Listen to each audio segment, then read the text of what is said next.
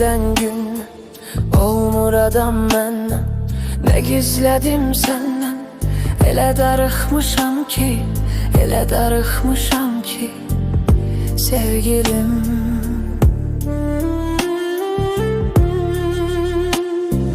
Həyat mənə ziddi, göy ağlayır ciddi, yer buna şahiddir. Elə darıxmışam ki, elə darıxmışam ki sevgilim.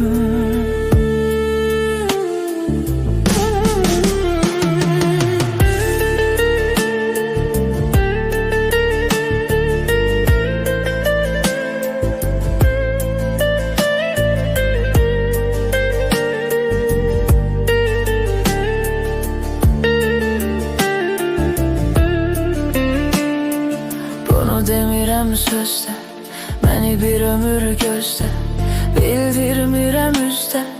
Elə darıxmışam ki, elə darıxmışam ki sevgilim.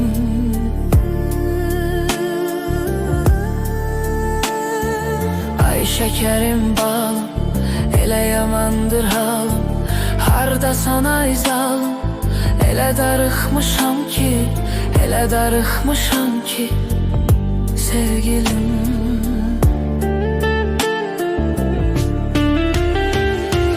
O sen giden günden olmur adam benden.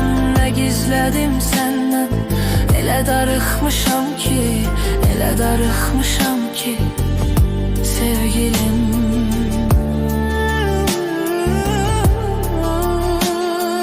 Hayat mənə ziddi, göy ağlayır ciddi, yer buna şahiddir.